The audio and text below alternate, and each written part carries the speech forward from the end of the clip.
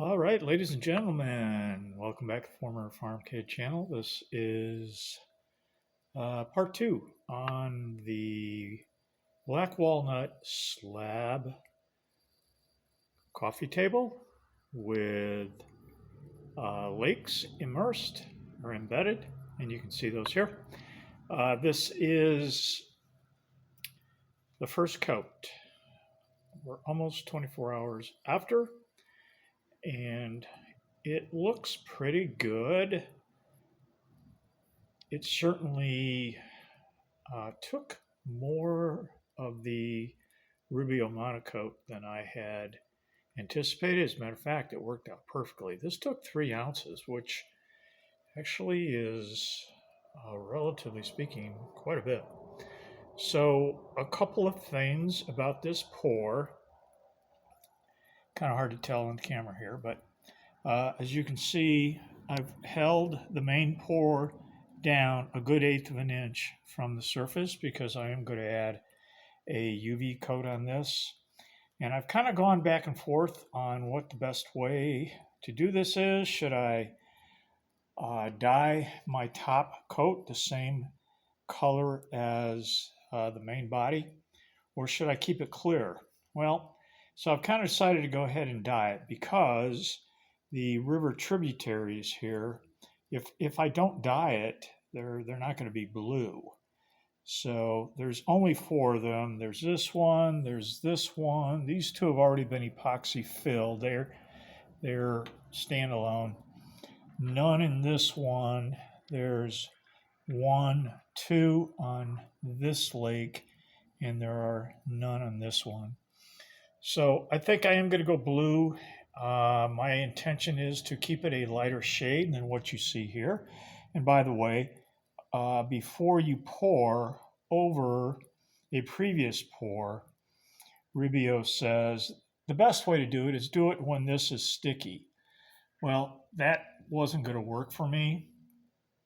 So they say then if you can't do that, to go ahead and rough it up with 220. And you'll want to wipe this down, and I haven't done that yet. You want to wipe the surface down to get as much of the junk off. But when you re-pour it, those scratches and all that, they magically disappear. A couple of issues with the overall coat. The bow ties didn't stand out quite as much. The contrast is not exactly what I wanted. They're almost disappearing. This one over here may be a little more obvious, but not great.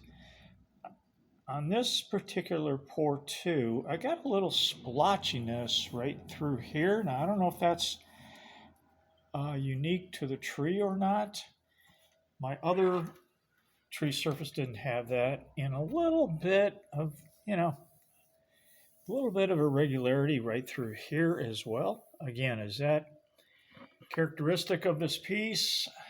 I gotta believe it is. I mean, I certainly covered it all with as much as it would soak in.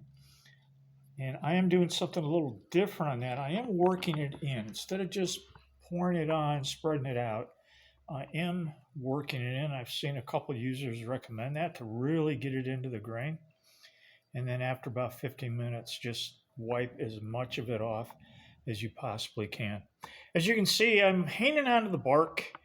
I've had really good luck doing that. Here is a bench that I did. Now this is white oak. That has been on there over 25 years. And the key is to try to glue it on with epoxy. Now, the drawback to that is you will get varying levels of absorption on this, and you can kind of see the difference, pretty obvious. Right here, you see the shade difference. So what I'm going to do is I'm going to mask this part off, and a little swirl right there too. That feels like that is actually a router cut that never got sanded off. At any rate, tape the main part of the table off, and then spray any epox down that is shiny, and I'm going to do the whole bark area with a matte lacquer. And that takes that shininess away and adds a little bit of depth to the darker part here. But even if it didn't do anything at all, I wouldn't care. It still looks good to me. I do like the bark. You do not see many doing that because it's so much work hanging on to it. Because not only are all these glued on the top, but I do the same in the back, and I cut a kerf. If this were the back side, I cut a kerf right along the ambient layer here and totally fill that with epoxy. It just more of a guarantee to keep the bark on. Some people love it, others don't. I also pre-sand the edges so there are no sharp protrusions on the side either. And here's what the end looks like. Not sure what happened there, if that's part of this grain here, who knows. Here's a little bit of a live edge with no bark. And I like that too. I mean, that's a nice look as well. That part just basically fell off when the tree came down, so not a whole lot doing about that. So once I get the second coat on and get her all wiped down and dried off, and my second UV pour on here, and again, I have a good deal of trepidation with that because is a lighter blue going to be the way to go, or am I going to regret not going clear?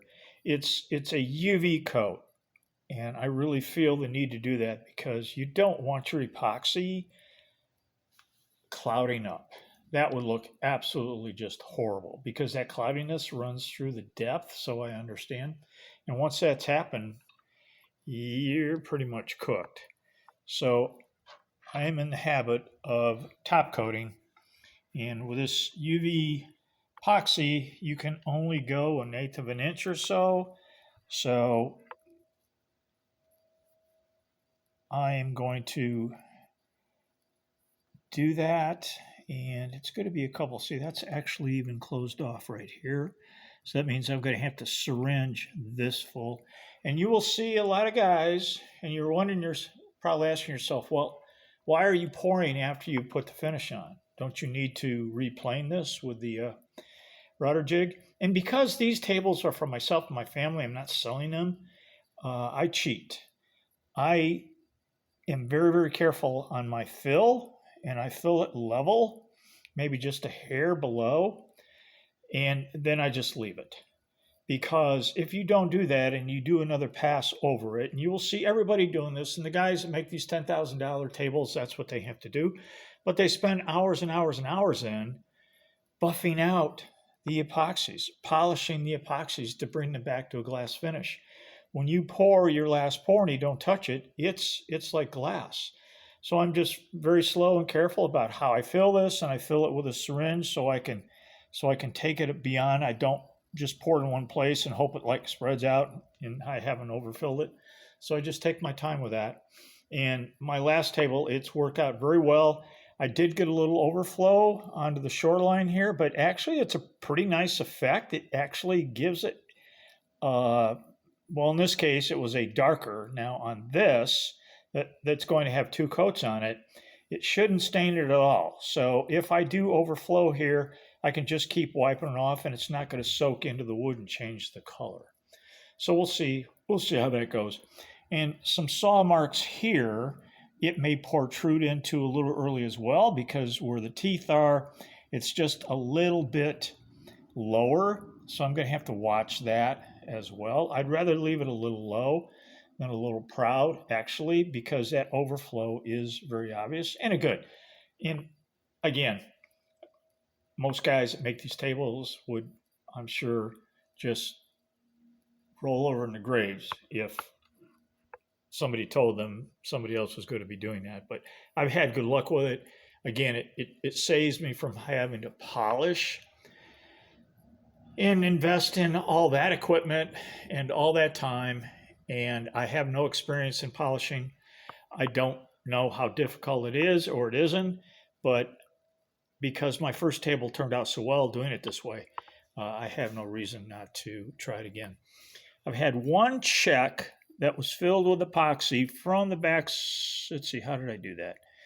Yeah, I taped over this, filled it from the backside, and it didn't quite get in there. So I'm not sure what I'm going to do for this here either. If a wood filler, once all the coats get put on, if a wood filler is the best way to go with this, and then just a quick swipe of finish over the filler once it is dried.